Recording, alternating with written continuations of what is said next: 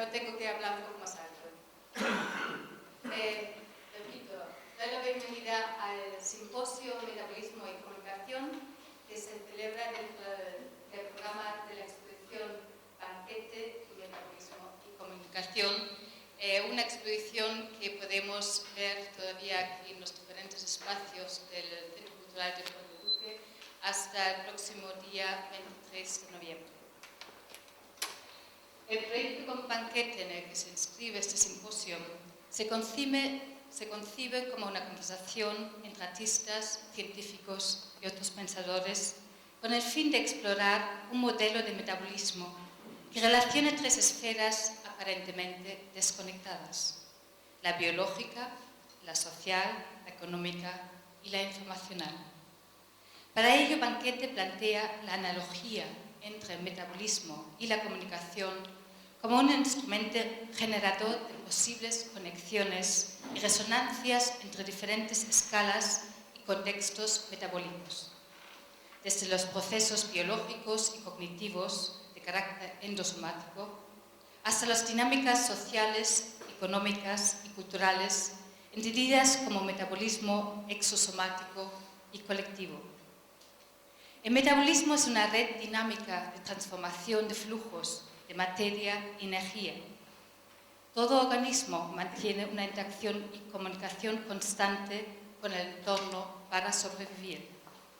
Desde las primeras conversaciones bacterianas realizadas en el lenguaje de la química hasta la actual ingestión de un imaginario colectivo propagado por los medios de comunicación de masas, los flujos de información y comunicación participan en los procesos metabólicos y animan el comportamiento de todo organismo vivo. El metabolismo es para la ciencia moderna lo que el aliento de la vida ha sido para los sabios y poetas de todas las épocas. Se trata de un proceso que atraviesa sin interrupción más de 4.000 millones de años de evolución, en el cual emerge el ser humano hace apenas 1,4 millones de años.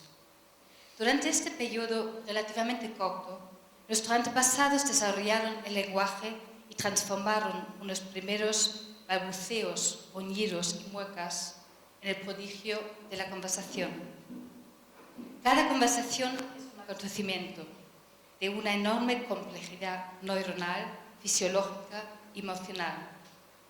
La comunicación implica, tal y como dice Humberto Maturana, una coordinación de comportamientos a través de un acoplamiento estructural mutuo.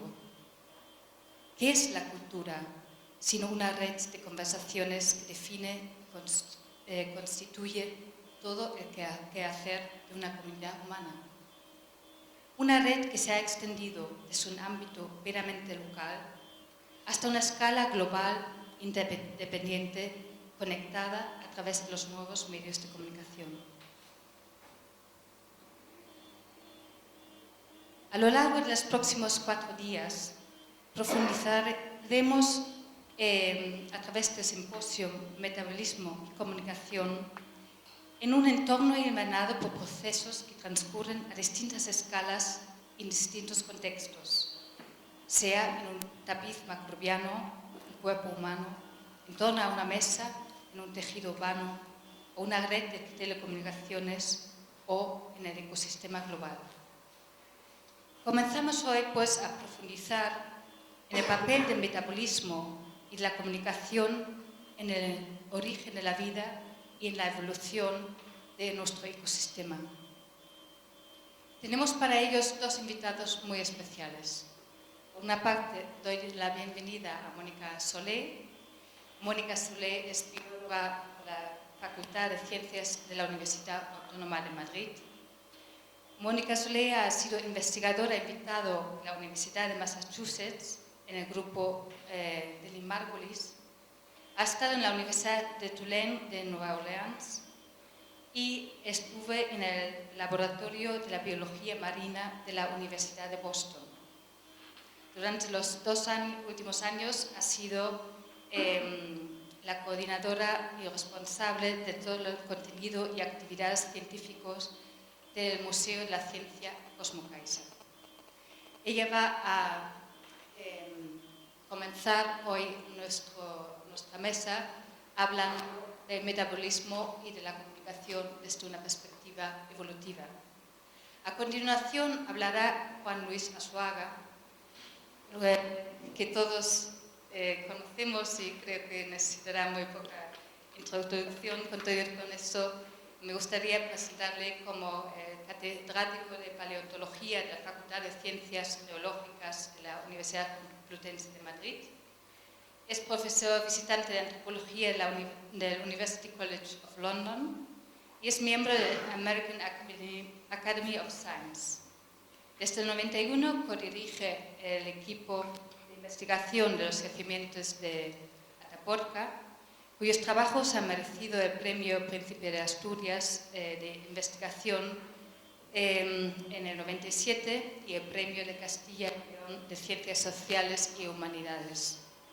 Es editor asociado del Journal of Human Evolution y autor de numerosos libros, entre los que destacaría La especie elegida, la larga marcha de la evolución humana, Atapuerca, 1 millón de años de historia, El collar de Neandertal, En busca de los primeros pensadores, El enigma de la esfinge o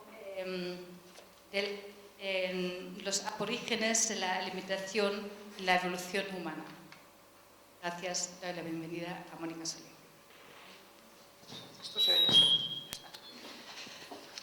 Bueno, en primer lugar dar las gracias especialmente a Luis y a Karin que me han invitado hoy a ver aquí. Y bueno, simplemente, a comenzar. En el contexto en el que estamos, en Paquete, esto se nos invita a reflexionar sobre la analogía de metabolismo y comunicación y a hacer un análisis crítico sobre los patrones y procesos que rigen los movimientos de energía, de materia y de información. Entonces, en este contexto, yo lo que voy a hacer hoy es hablaros de este tema de metabolismo y comunicación desde una perspectiva evolutiva. Entonces, en primer lugar, quiero hacer unas reflexiones, y simplemente unas reflexiones, sobre lo que ha supuesto el origen de la vida. Entonces, bueno, sabemos que ha habido un Big Bang, una evolución, han surgido las 4 fuerzas elementales, han surgido los elementos, ha surgido una galaxia, han surgido unas estrellas, han surgido planetas. Y surge un entorno de materia inanimada, sujeto a unas leyes físicas y químicas, y es en ese entorno donde surgen los sistemas vivos. Eso supuso un proceso continuo, un proceso espontáneo y un proceso determinista. Y por determinista lo que quiero decir es que se encadenaron casualmente acontecimientos. Ahí lo que surge es un poco la reflexión sobre si realmente la vida surgió en este planeta porque tenía que surgir, porque forma parte absolutamente obvia de la evolución del universo, o por el contrario, como decía Monod, si realmente ha sido una sucesión de acontecimientos tan casual que la mayor probabilidad es que eso sea irrepetible en todo el universo. Pero esa no es la reflexión que hoy nos toca hacer, así que la dejo ahí en el aire para quien la quiera cazar. Bien. Siguiendo con el problema del origen de la vida y la reflexión, es decir, el origen de un sistema vivo, actualmente hay 2 grandes equipos investigando sobre el tema con 2 ideas bastante enfrentadas. Por un lado están los científicos que dicen que el primer sistema vivo fue simplemente un sistema que se autorreproduce y es capaz de evolucionar por una selección determinada, por selección natural. Y esa idea tiene un pequeño problema, y es que, bien, tenemos moléculas informativas que se pueden autorreplicar, que pueden surgir variantes, que esas variantes pueden resultar información interesante funcionalmente para que haga ese sistema mejor adaptado al entorno en que está. El problema es que si no está integrado en un sistema funcional, esa información que se genera nunca podrá ser leída y, por lo tanto, esas definiciones de ser vivo no son suficientes, ¿no? Luego está el otro equipo, que lo que dicen es que el primer ser vivo debió ser un sistema automantenido, es decir, un sistema metabólico. Es decir, surgen unos componentes que son capaces de generar otros componentes más complejos que a la vez regulan estos primeros componentes, que producen nuestros componentes, y al final lo que se van formando son unas redes cada vez más complejas de componentes, y estas redes se automantienen. El problema que tienen estas definiciones de vida son que esas redes tan complejas son muy vulnerables a los cambios del entorno. Por lo tanto, tiene una probabilidad bajísima de que un sistema así pueda prosperar si no tiene un sistema de autorreplicación fiable, autorreproducción fiable. Y en lo que no discute ninguno, en que el ser vivo tiene que tener una limitación, tiene que estar delimitado físicamente. Bien. Entonces, quizá la definición de vida o de ser vivo más razonable es aquella que diga que es un sistema que es capaz de automantenerse, que esté autodelimitado y que se autorreproduce y evoluciona por selección natural. ¿De acuerdo? Bien, profundizando un poco más, bueno, pues el rasgo esencial de toda organización viviente es que sea capaz de producir y contener esa información. Eso es obvio, ¿no?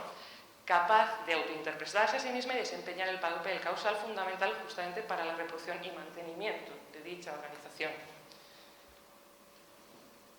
Bien.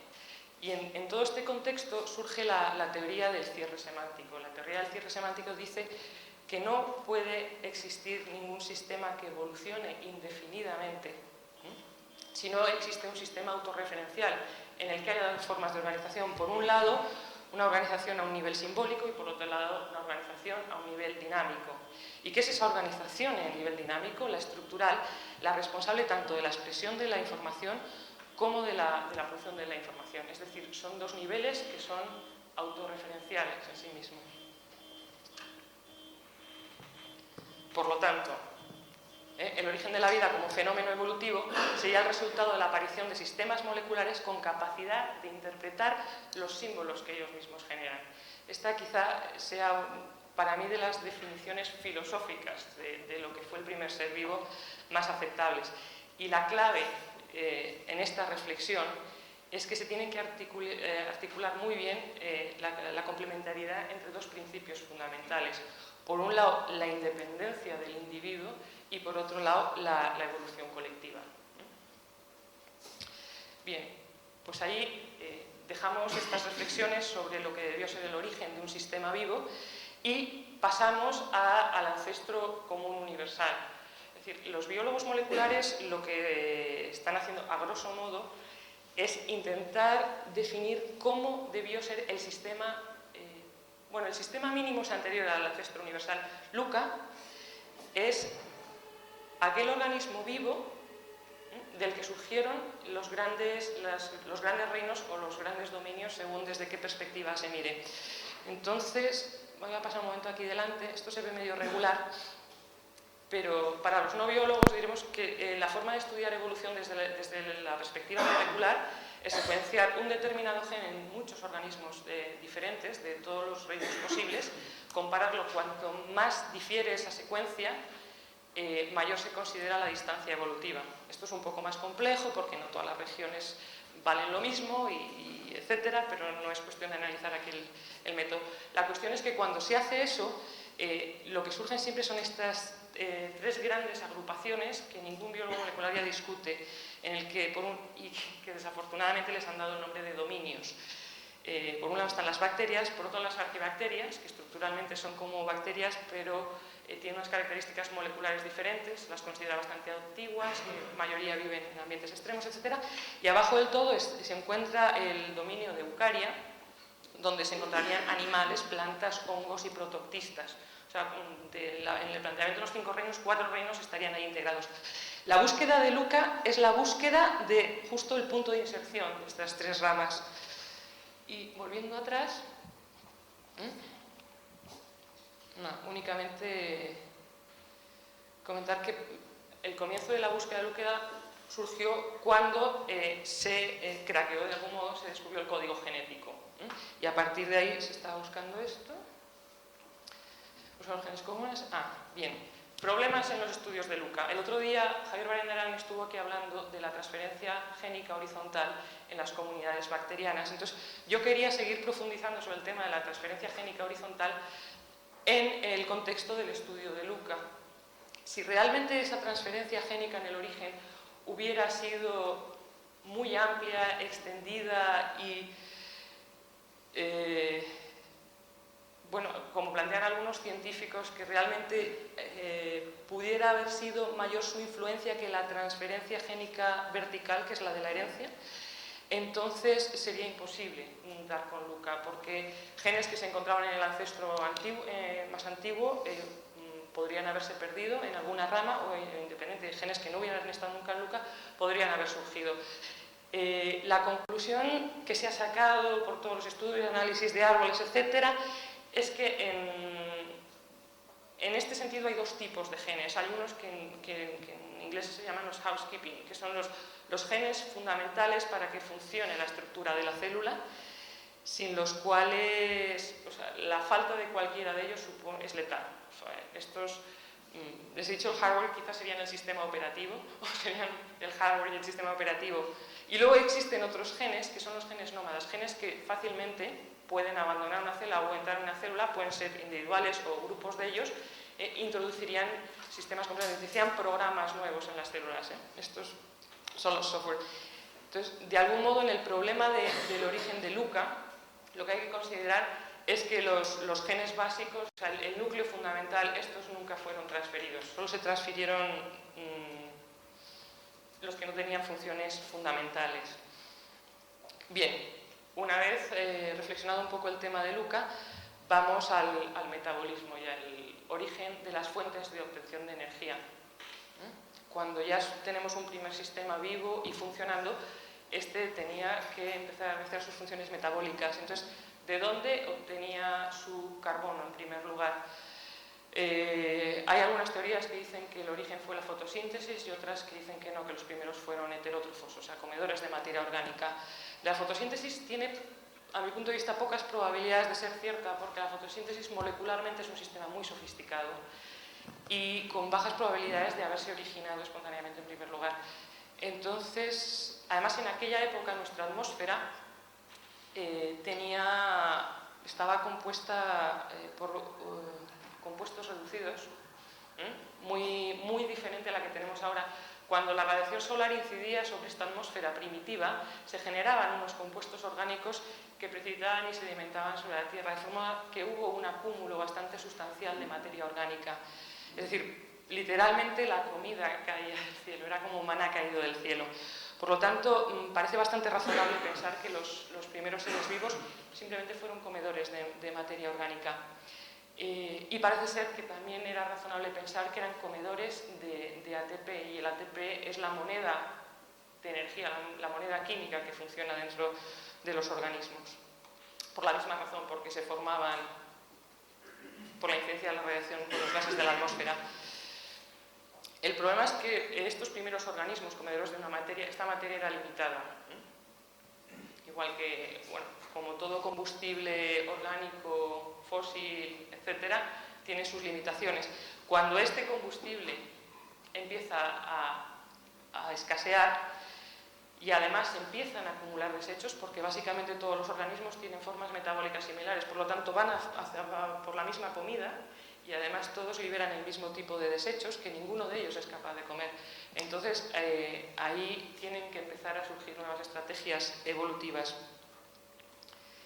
Las estrategias, como comenté antes, tienen que surgir variabilidad genética al azar, que alguna de ellas suponga una información que, convertida en estructura funcional, sea útil y haga ese organismo más adaptable al entorno en el que vive. Entonces, en ese contexto, debieron empezar a surgir organismos que bien desarrollaran mecanismos de motilidad que les permitiera huir a otras zonas donde hubiera comida, donde pudieran organizarse la vida, o bien empezar a generar una diversificación, una diferenciación metabólica, unos mecanismos que les permitan utilizar como nutrientes los productos de desechos de los organismos que existían hasta el momento. Entonces, estos primeros organismos probablemente lo que debieron ser fueron fermentadores, es decir, heterótrofos, comedores de materia orgánica, que lo que hacían era romper moléculas orgánicas en unas un poco más pequeñas y obtener energía de esa rotura. ¿Vale? Bien, el problema, como habíamos dicho antes, cuando se va acabando esta sustancia orgánica, tienen que surgir nuevas estrategias. Entonces, una vez más, por evolución y adaptación, probablemente lo que debió surgir es la autotrofía, es decir, la fuente del carbono, que constituye a todos los organismos vivos, en vez de venir de la materia orgánica, se empezó a captar el CO2. La atmósfera en aquella época tenía un 90 y pico % de CO2, actualmente tiene un 0,03%. O sea que en aquella época fue una estrategia bastante hábil pasar a utilizar algo que abunda, que está ahí y que nadie utiliza, ¿no? Es como hoy día si se utilizaran pues, las energías solar, que está ahí en abundancia ilimitada y nadie utiliza, o casi nadie, etc. Entonces, ese mecanismo es lo que llamamos fotosíntesis, y con esta diapositiva lo único que quiero recalcar es que para poder captar ese CO2 y que sea nuestra fuente de obtención de carbono, hace falta también una fuente de hidrógenos, ¿vale? Lo he puesto ahí como un H2X. Y entonces, en un principio, los pioneros lo que hicieron fue utilizar moléculas que también se habían sintetizado por reacción de radiaciones con la atmósfera, y pues el H2S, que es el sulfuro de hidrógeno, hidrógeno libre, etcétera, etcétera. Pero todo eso también tenía sus limitaciones y también se podía ir agotando. Entonces, el gran éxito evolutivo fue el surgimiento de una estrategia fundamental, que fue utilizar el H2O como fuente de hidrógenos, fuente de electrones. Entonces, esto lo inventaron las cianobacterias, de las que estoy convencida que son nuestros verdaderos y auténticos ancestros, porque este tipo de bacterias fueron las responsables de que la vida realmente proliferara sobre este planeta. Si no, se hubiera quedado a unos niveles bacterianos muy, muy básicos, no hubiera pasado aquí nada. ¿De acuerdo? Entonces, una vez más, se desarrollan primero estrategias en las que se obtiene el carbono del CO2, que es archiabundante. Segundo, estrategias por las que se obtiene el hidrógeno del agua, que es una sustancia extraordinariamente abundante. Me salta uno, ¿verdad? Sí. Bien. Vale. Consecuencia de que se utilice el agua. En la fotosíntesis se rompe la molécula, se utilizan los electrones del hidrógeno y se libera oxígeno. Entonces tenemos un cambio una vez más. Se empieza a liberar un gas que antes no existía y que es altamente tóxico para los sistemas vivos. Es extraordinariamente tóxico.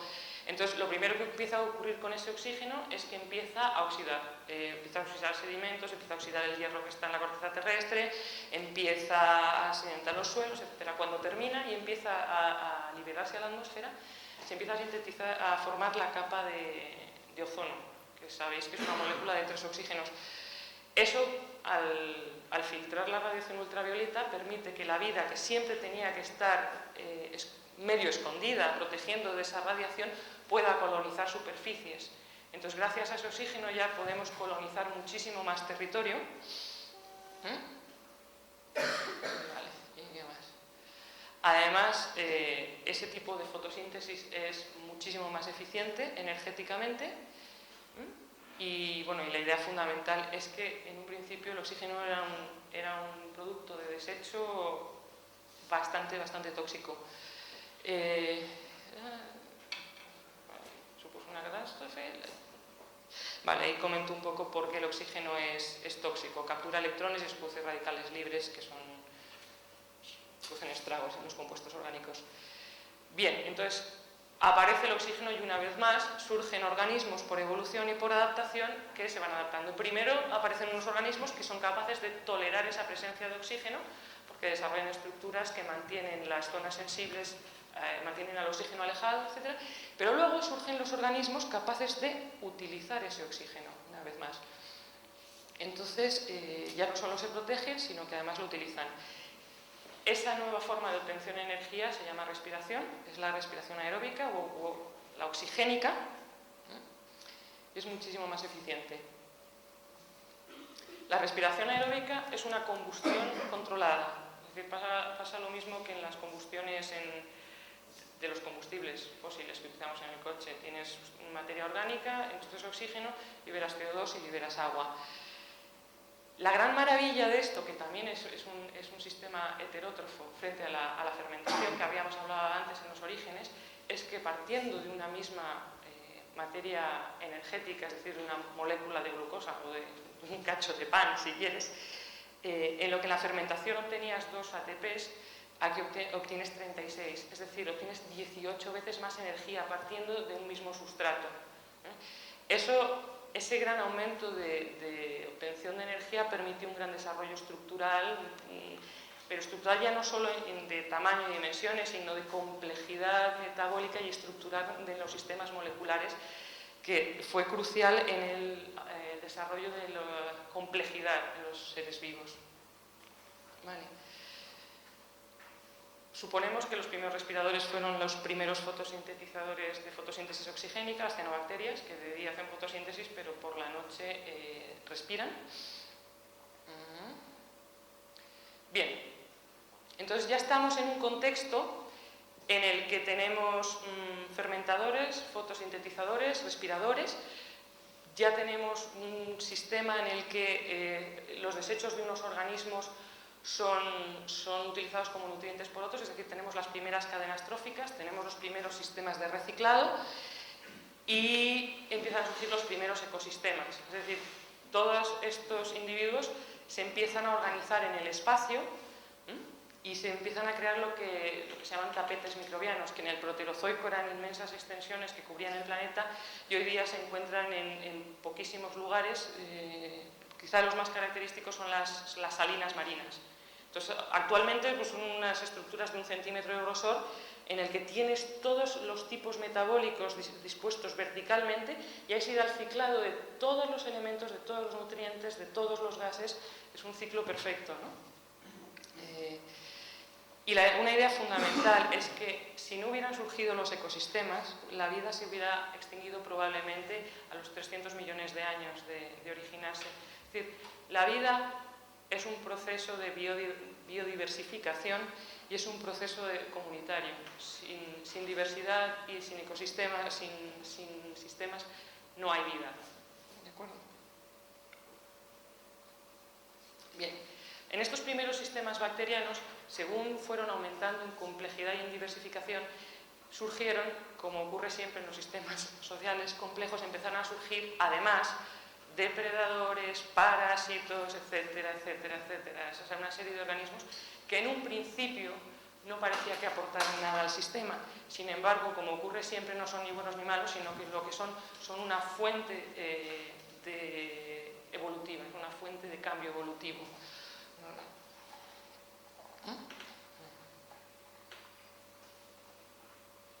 Bien. Entonces, una de las muchas relaciones que se dio allí fue la de simbiosis, ¿no? Es un fenómeno muy común entre los microorganismos, hoy día lo sabemos, lo hemos visto, hay simbiosis entre organismos del mismo reino, entre organismos de diferentes reinos, entre bacterias, insectos y plantas, bacterias con bacterias, etcétera, etcétera. Entonces,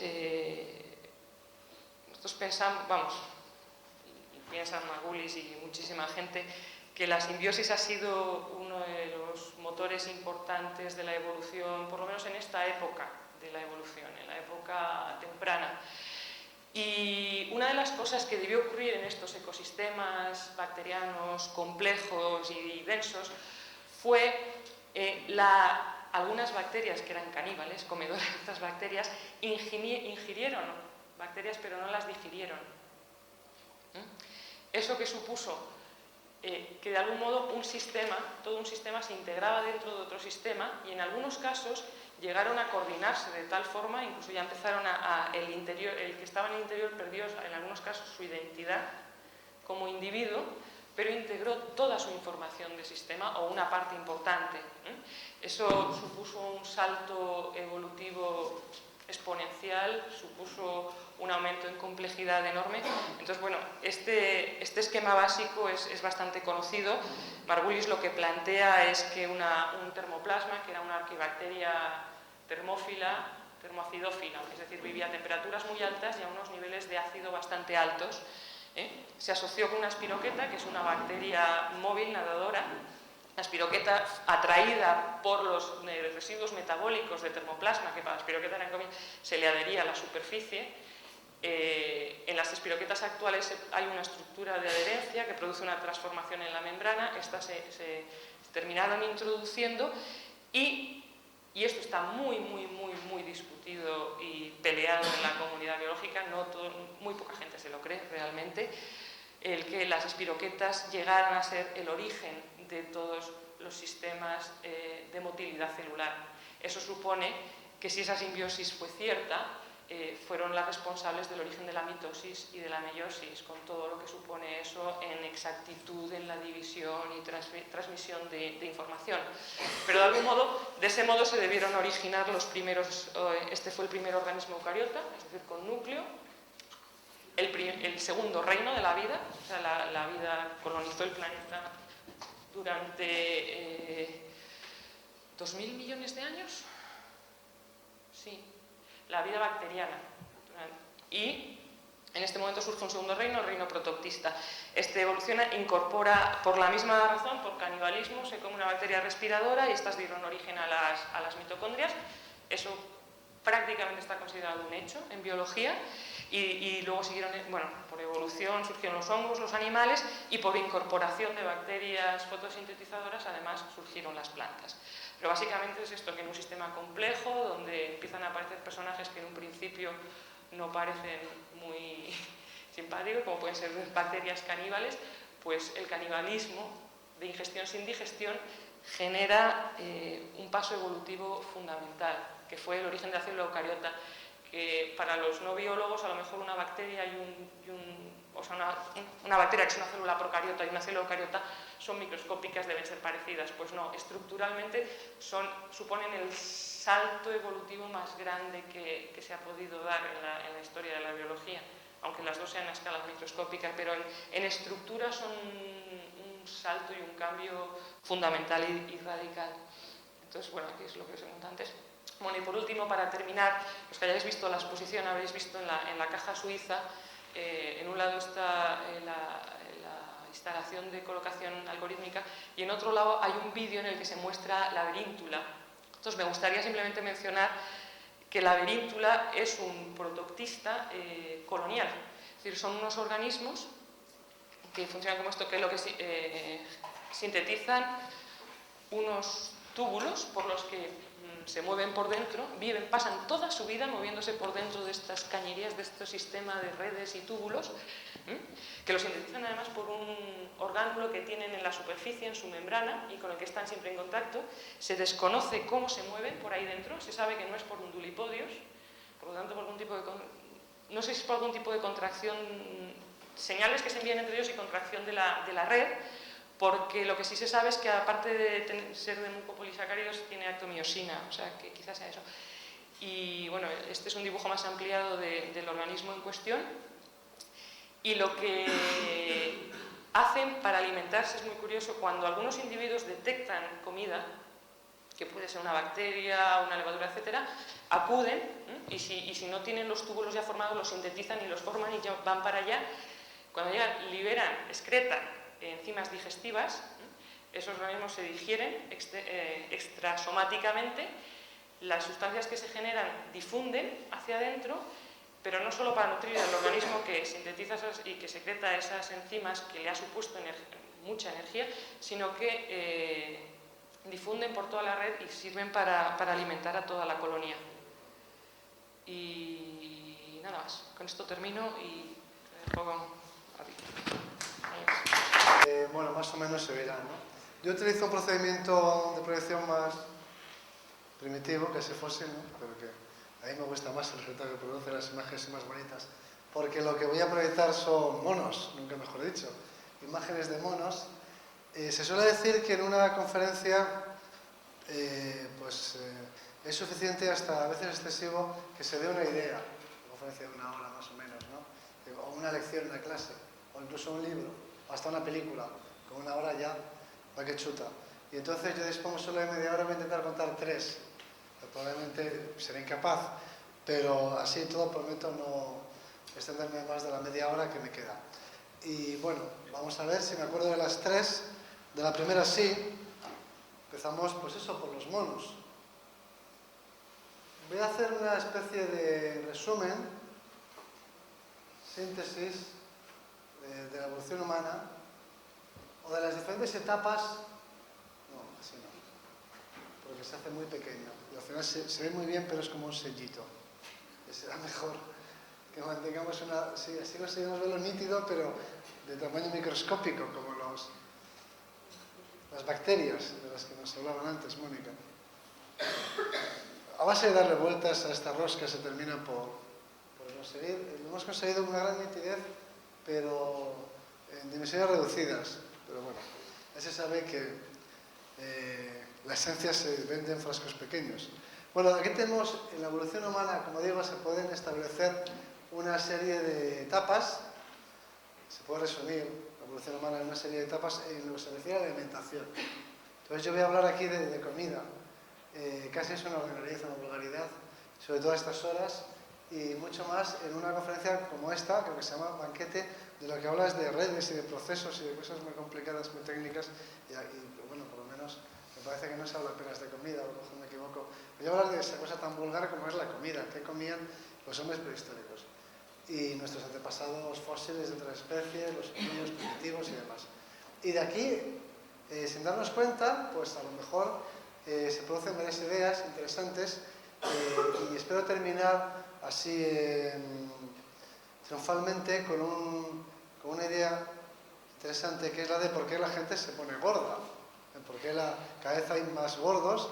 Tenemos una epidemia de obesidad y ya os anuncio que esto es imparable, ¿no? Es un proceso que va increciendo y las predicciones que se hacen, si continúa la tendencia, pues la obesidad alcanzará la totalidad de la población en muy pocos años. Esperemos que luego no se mantenga la velocidad de incremento de tamaño de la población, ¿no? Pero vamos, es verdaderamente espectacular. Entonces vamos a ver eso, por qué se produce y qué interés, a ver si la causa de esa epidemia de obesidad nos puede resultar útil para reflexionar sobre otros temas, ¿no? Que yo creo que sí. Porque la causa se encuentra muy extendida en otros ámbitos y órdenes de la vida. Bueno, pues vamos a la evolución humana. Al principio fue el mono, venimos del mono, se suele decir, en realidad lo seguimos siendo, y por lo tanto no tiene mucho sentido esta expresión, pero no hemos dejado de ser primates nunca, y por supuesto no extendemos de ninguna especie de primate actual, o sea que la idea, la expresión esta de que venimos del mono es en sí misma absurda, pero como hay tanta gente a la que le da rabia y le fastidia, pues yo lo mantengo, ¿no? Efectivamente venimos del mono. Y Darwin tenía razón, y seguimos siéndolo. Y bueno, ¿y cómo eran nuestros primeros antepasados? De los primeros se tiene poca información y son huesos muy fragmentarios.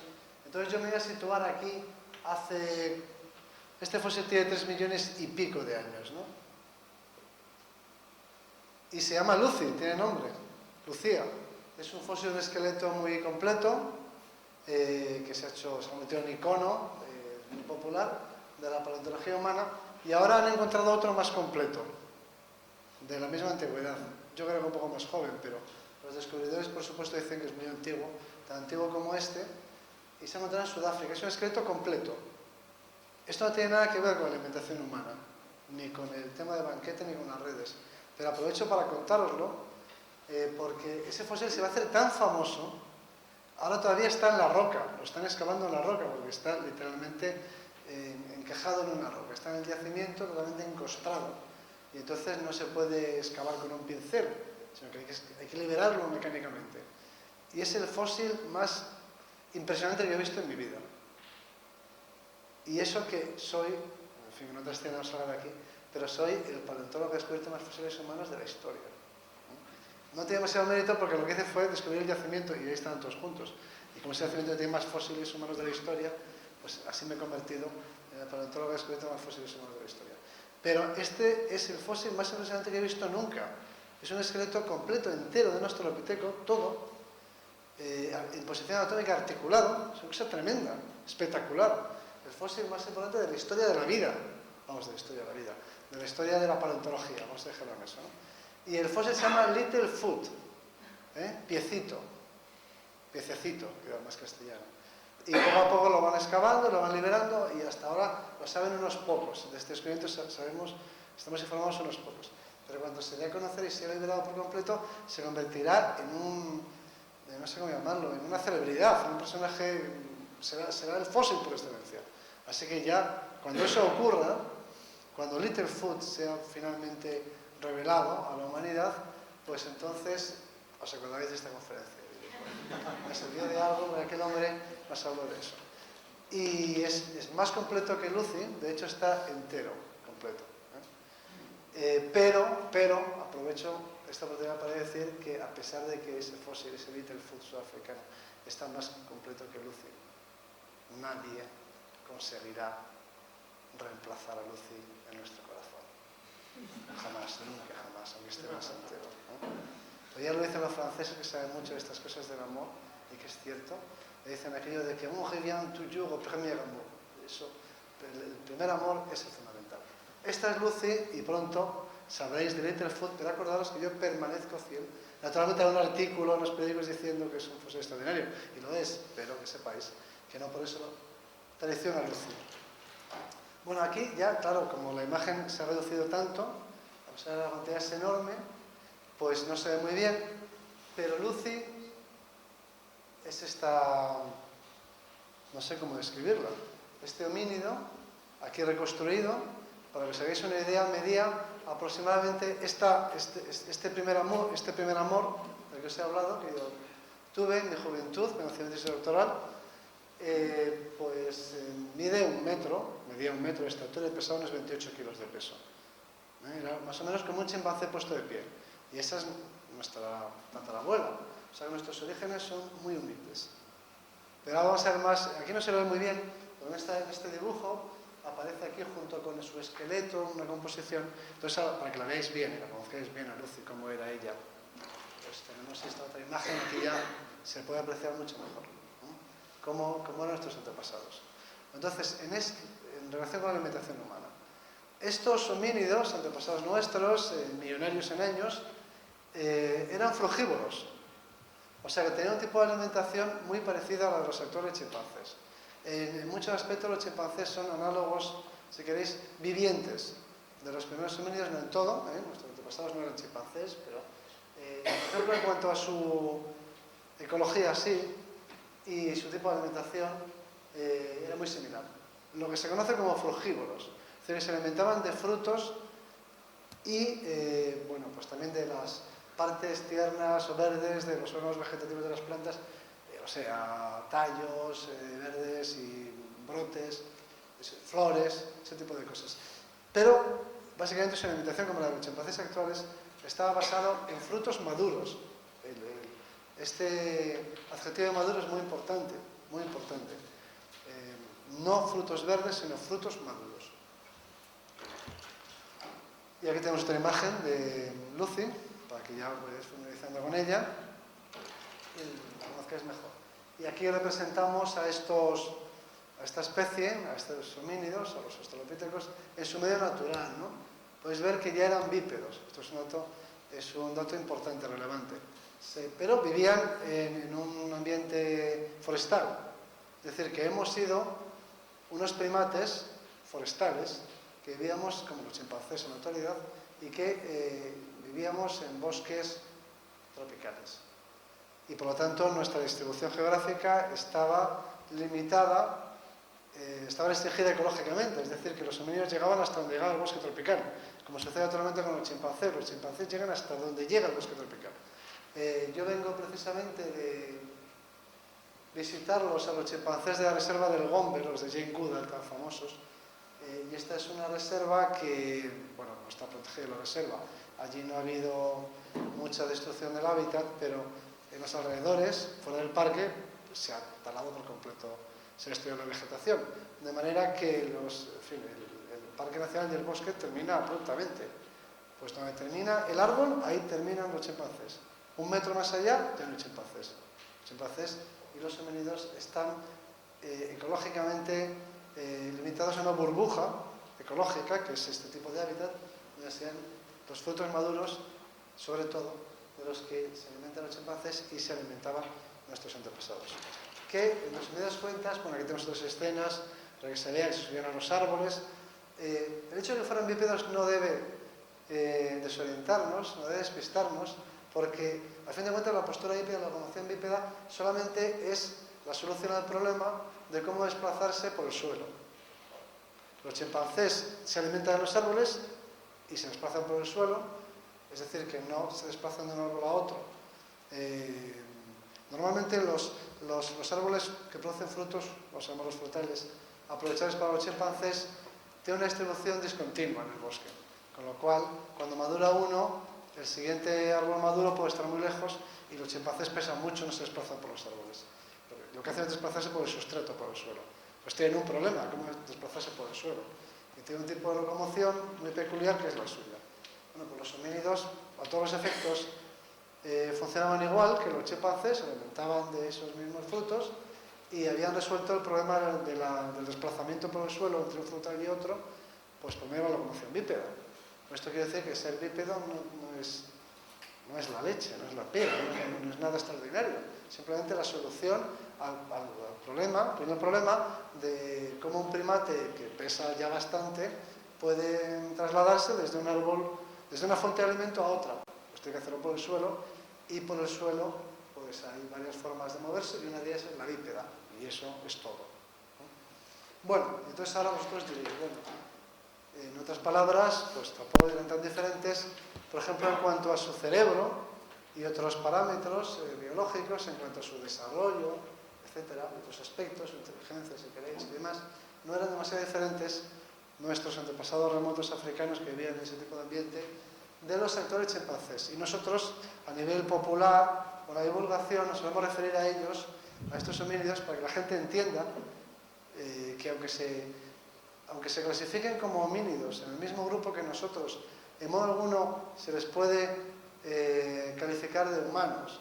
Eso es un error frecuente, el de asimilar el hecho de que sean antepasados nuestros ya, el atribuirles unas características modernas o cercanas a las nuestras en cuanto a psiquismo, emociones y demás. Bueno, pues para que se entienda que esto no es así, solemos describir a estos primeros homínidos como chimpancés bípedos. Así la gente comprende perfectamente de qué tipo de organismo estamos hablando, de qué tipo de primates estamos hablando. Unos chimpancés que son bípedos, tampoco es tan extraordinario, y que se alimentaban pues como los chimpancés actuales. Entonces vosotros ahora estaréis pensando, bueno, pues si hace falta estudiar tanto como yo he estudiado y sigo haciendo para aquí venir a contaros que los chimpancés comen frutas y los primeros homínidos también. Y si de esto se saca o se sigue alguna lección interesante.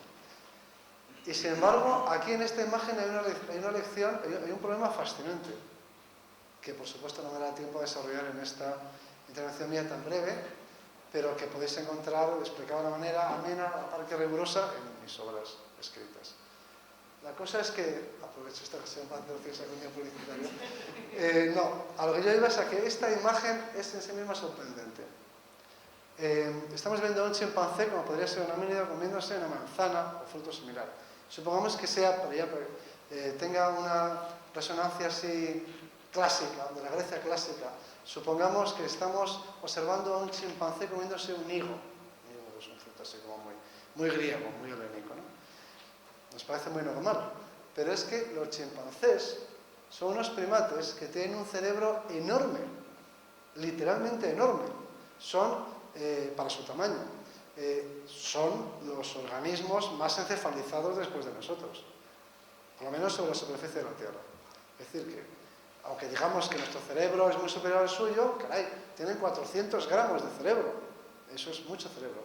Es mucho gasto energético para empezar. Es una gran inversión energética producir ese cerebro y un gran problema mantenerlo funcionando. Es decir, que es un lujo que se permite en los chimpancés. A duras penas, ¿no? Es un órgano muy costoso. Entonces uno se pregunta, pero bueno, ¿y para qué necesitan ese cerebro tan grande para comerse un higo? Esa es la pregunta de esta diapositiva. Esta es la primera idea que quería lanzar aquí. ¿Para qué hace falta ese cerebro, ese órgano tan caro de producir y de mantener para comerse higos, que es lo que hacen los chimpancés. He de decir que en los bosques tropicales donde viven ellos, por ejemplo los colobos, que son unos monos pequeños, pues se comen los mismos higos que ellos. Y su cerebro pues tiene 80 gramos. Entonces, ¿por qué los chimpancés? Alguno podría pensar, bueno, pues tengo un cerebro grande y siempre está mejor, porque así uno pues, puede reflexionar, en fin, su inteligencia pues no estorba. Esa no es la lógica de la naturaleza, ¿no? Los organismos no se dedican a producir órganos simplemente porque no vienen mal, ¿no? Todos los seres vivientes tienen que llegar a fin del día y tienen que mantenerse vivos y no se despilfarra en nada. La economía de la fisiología, el metabolismo, la economía del organismo es muy cicatera. De manera que debe de haber alguna razón muy poderosa para que los chimpancés inviertan una parte importante de sus recursos, del dinero de que disponen, en producir este ordenador que tiene en la cabeza tan refinado, ¿no? tan complejo. Y esa es una pregunta que tiene mucho fondo y que no hemos sido capaces de contestar hasta hace muy poco tiempo. La cuestión es que ese órgano lo que sirve es para procesar información y para proporcionarnos una imagen del mundo, vamos a decirlo así. Y básicamente la pregunta, explicada en términos más técnicos, sería ¿cuál es el sistema tan complejo que tiene y al mismo tiempo tan vital para esta especie, para estos individuos, que requiere un órgano tan complejo, con tanta capacidad de procesamiento de la información? Los recursos, es decir, los frutos de los que se alimentan, suponen un desafío, un problema de tal calibre que se necesita para comer higos un cerebro de ese tamaño. Bueno, pues aparentemente no, porque hay otros muchos mamíferos, los demás primates, que no han desarrollado ese órgano y que se alimentan básicamente del mismo tipo de alimento. Para abreviar, la consecuencia a la que se ha llegado es que básicamente ese órgano procesa información social. Es decir, que el cerebro tan grande de los chimpancés no es tan grande para procesar información ecológica o referente o no directamente ecológica, referente a las fuentes de alimentación, sino el sistema enormemente complejo y enormemente variable, muy complejo y muy volátil, que requiere una enorme capacidad de procesamiento y de actualización, porque es un sistema que está continuamente cambiando. Ese sistema al que se enfrentan y que, por último, es vital para su supervivencia. Es decir, tiene que ser un sistema que sea muy complejo, con muchos elementos, con muchas interacciones posibles y cambiantes, que tiene que ser refrescado, continuamente actualizado, porque está cambiando todo el tiempo. Y que ese sistema tiene que ser, además, fundamental para su supervivencia, para que justifique una inversión energética como esta. Y la conclusión a la que se ha llegado es que ese sistema es el grupo, es decir, se procesa sobre todo información social. Y como este es el origen de nuestro cerebro, pues ya no sigo hablando más del cerebro de los chimpancés, porque es fácil deducir que si ya los chimpancés tienen esa enorme capacidad de procesamiento de información social, cabe pensar que la evolución en los homínidos que ha producido un cerebro 3 veces más grande, pues también tendrá que ver con esa cada vez mayor capacidad de procesar información relevante, muy relevante, como la información social. De manera que esta diapositiva, así tan inocente, tenía mucha información. Aquí tenemos más homínidos de estos, y en esta diapositiva, vamos a poner al derecho, esta diapositiva alude, voy a ir muy rápido, a un momento de la evolución humana en el que se incorporan unos productos de alimentación que han resultado ser muy importantes en la evolución humana, y son los productos animales, los productos de origen animal, es decir, la carne y las grasas, las proteínas y los lípidos. Los frutos maduros de los que se alimentan los chimpancés son ricos sobre todo en hidratos de carbono, hidratos de carbono de cadena corta, monosacáridos, fructosa y todo eso. sacarosa y demás. Es decir, que son hidratos de carbono de cadena monosacáridos o disacáridos, en fin, fáciles de asimilar, en resumidas cuentas, y muy energéticos. Bueno, pues, y por supuesto también necesitan proteínas para producirse su cuerpo, que obtienen de las partes vegetativas, de las hojas, de los tallos, que les proporcionan las proteínas que necesitan. Bien, en la evolución humana se produce, como ya he dicho hace un momento, una expansión del cerebro. Esa expansión del cerebro tiene que ver con muchas cosas y, entre otras, pero probablemente no se justifica ecológicamente de forma directa, sino que probablemente tenga que ver con una mayor complejidad social. De manera que este aumento de la complejidad neuronal posiblemente está relacionado con un aumento también de la complejidad de los grupos. Es decir, que los chimpancés se enfrentan con el medio, vamos a decirlo así, a través del grupo. La esfera social es una esfera que se interpone entre el individuo y el ecosistema. De hecho, ellos viven dentro de esa esfera social. Bueno, pues la complejidad de esa esfera social, aparentemente, va en aumento y eso justifica o requiere o explica, o como queráis llamarlo, está relacionado con la expansión cerebral. Ahora bien, la expansión cerebral plantea un problema muy difícil de resolver, que es el siguiente. ¿Cómo conseguir recursos para aumentar la inversión en cerebro? ¿De dónde sacar los recursos para aumentar la inversión en cerebro? Hay varias posibles soluciones. Una es aumentar los ingresos. Es decir, eso es fácil decirlo, pero no es tan fácil de conseguir. Es decir, aumentar la cantidad de calorías que se obtienen a lo largo del día, bueno, es muy deseable, pero a ver dónde se consiguen. Es decir, que la comida no sobra en la naturaleza, ¿no? Hay mucha competencia. De forma que, bueno, pues sí, si se aumentara el metabolismo, si se aumentara la cantidad de calorías que se ingresan, pues se dispondría de más energía que se podría invertir en un cerebro más grande que el de un chimpancé. Pero no es eso lo que sucede. De hecho, nosotros, los seres humanos, que tenemos un cerebro que consume el 22% de nuestro metabolismo basal, un chimpancé o un australopiteco invierte en cerebro del orden del 9% del metabolismo basal, que es la cantidad de energía que es necesaria para mantenerse vivo, en reposo, en un lugar en el que hay una temperatura agradable más cálida que esta. Pues, de esa cantidad de calorías, el 9% se invierte en mantener activo el cerebro. Luego en el desarrollo, para producir ese cerebro se invierte también mucha energía, pero vamos a suponer que estamos hablando del metabolismo basal de un individuo adulto. Bien, en nuestro caso es el 22%, no el 9%. Es decir, que se nos va la cuarta parte de la energía corporal en mantener funcionando el cerebro, casi la cuarta parte, ¿no? Y la pregunta es, ¿de dónde sacamos la energía? Ya he dicho que una solución es aumentar los ingresos. Ya digo que es muy fácil de decir, pero yo he estado, pues hasta la semana pasada en Tanzania, aparte de viendo esos chimpancés, he estado con un pueblo que me ha interesado porque son los últimos cazadores y recolectores que existen. Casi los últimos que existen en el planeta. De hecho, yo diría que los últimos ya en un grupo numeroso, ¿no? Y se llaman Hadza, están junto al lago Yasi. Y bueno, pues por la noche les preguntábamos a estos cazadores y recolectores, ¿qué tenéis para cenar? Y nos decían, nada. Nada. Y a la mañana siguiente, a veces dormíamos con ellos, a veces no, pero a la mañana siguiente volvíamos y decíamos, cuando empezaban a moverse, a ser activos, a buscar alimento, ¿qué habéis desayunado? Y nos decían, nada.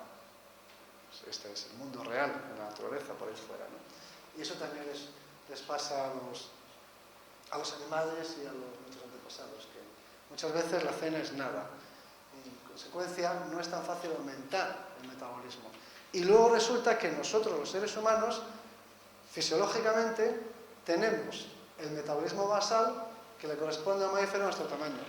Es decir, si habíais pensado por un momento que por tener un cerebro tan grande tenemos un metabolismo basal superior al de un mamífero cualquiera de 70 kilos, estabais equivocados. Es decir, tenemos el metabolismo, ingresamos el número de calorías, para entendernos, que ingresa cualquier mamífero de nuestro tamaño. Entonces, el aumento del cerebro y del costo energético del cerebro se tiene que hacer a través de la reducción del gasto energético de otro sistema corporal. Bueno, el sistema corporal que se ha reducido ha sido el sistema digestivo, que es el otro sistema despilfarrador del cuerpo humano. Y el sistema digestivo ha podido ser reducido por la incorporación de los productos animales que son de digestión fácil. Este es el argumento, por lo menos, y esto es lo que ha ocurrido a partir de esta especie que se llama Australopithecus, que se llama Australopithecus hace 2,5 millones de años, que empezó a alimentarse de carroña. Como me quedan muchas diapositivas, ahora voy muy deprisa, muy deprisa. Esta era la segunda idea, por cierto, que quería transmitir. La primera era lo de que el cerebro de los chimpancés, de los primeros homínidos, y a partir de ahí cada vez más el nuestro, procesa sobre todo información social, de donde se puede sacar una consecuencia que es interesante para grupos de empresas y para charlas a ejecutivos y demás, que yo utilizo cuando me piden para estos eventos. Y es lo que hoy en día se ha puesto de moda y se ha dado en llamar inteligencia emocional. Antes de saber estas cosas de biología, cuando yo iba al colegio, de pequeño, se pensaba que el niño más listo del colegio era el que hacía mejor las cuentas. Ese era el más listo. Y luego de mayor podía llegar a ser pues, ingeniero de... Como dice mi suegro, podía llegar a ser ingeniero de caminos, canales y puertos. Entonces, eso se considera que era el paradigma de la inteligencia humana. Este concepto ha entrado en crisis desde el momento en el que una calculadora de bolsillo así de pequeña pues hace muchos más cálculos que un ingeniero de caminos, canales y puertos. Muchos más. Es así de pequeña. Entonces, cabe pensar que verdaderamente, a lo mejor no tengo nada en contra de los ingenieros, y algunos de mis mejores amigos son ingenieros, pero bueno, pues a lo mejor estábamos equivocados, ¿no? Porque es que los cálculos aritméticos esos, que el niño que se hacía hacer las cuentas y tal, las decisiones, ser incapaz de liderar, o sea, un inútil absoluto. Entonces hemos descubierto, y esto es lo que se llama la inteligencia social, y yo ya lo sabía antes de que ese tío americano publicase ese libro con el que se ha forrado, y si lo hubiera pensado, porque yo ya esto lo explicaba en clase, pero no se me ocurrió hacer un libro porque me parecía evidente, pero si se me hubiera ocurrido, yo me habría forrado en lugar del americano. Pero ya es demasiado tarde. Se le ocurrió llamarle a eso inteligencia emocional y decir que lo realmente difícil es vender coches de segunda mano. Eso es lo difícil. Eso sí que es difícil. Eso sí que tiene mérito. Bueno, eso se llama inteligencia social, que consiste en procesar información emocional, social y demás. Bueno, la evolución continúa. Aquí estos señores que se hacen ya muy altos, muy grandes, guapos, les vamos poniendo carne y así pues sabemos cómo eran, de pinta. Ya empiezan a parecerse a determinados futbolistas, que vamos viendo aquí rasgos que nos resultan familiares en la medida que se van acercando a nosotros. Y por supuesto la evolución pasa por Atapuerca y se detiene, pasa y se detiene para coger impulso y luego seguir y producir al ser humano. Y aquí estamos en la Sierra de Atapuerca, donde, he dicho que iba a dar 3 ideas, pero voy a dar 4. O sea, una de propina. Y aquí tenemos al Homo antecessor, este que aparece por aquí, la especie que hemos descubierto, y que nos ha proporcionado una justa fama. Y este es un tipo de alimentación, que es una forma de alimentación, pero está muy feo hacer esto. Se llama canibalismo, y consiste en perseguir y cazar a nuestros semejantes y luego casi lo único coherente es comérselos, ya puestos, ¿no? Quiero decir que el tipo de canibalismo que hemos encontrado aquí en la Sierra de Atapuerca, estos fósiles tienen 800.000 años, es un canibalismo que nosotros llamamos gastronómico, en broma. No es un canibalismo de tipo simbólico, religioso, místico, no es una comunión, es canibalismo como les decimos, pues eso, para alimentarse de ellos, for food, que les decimos a los americanos cuando dicen, bueno, ¿y qué tipo de canibalismo? For food, para comérselos. Y entonces, ¿cuál es la idea esta de propina? Esto, lo voy a decir ahora, solo para mentes ya muy cultas y preparadas. Lo que voy a decir a continuación. O sea que no tenéis necesariamente que entenderlo en este momento. Podéis más adelante consultar vuestras amistades o elaborarlo y llegar a la conclusión. Esta foto, esta reconstrucción, digo yo, es una muy mala noticia para Rousseau. Pues a partir de aquí, cada uno ya nos ha dicho este señor que ha venido que esta imagen es una mala noticia para Rousseau.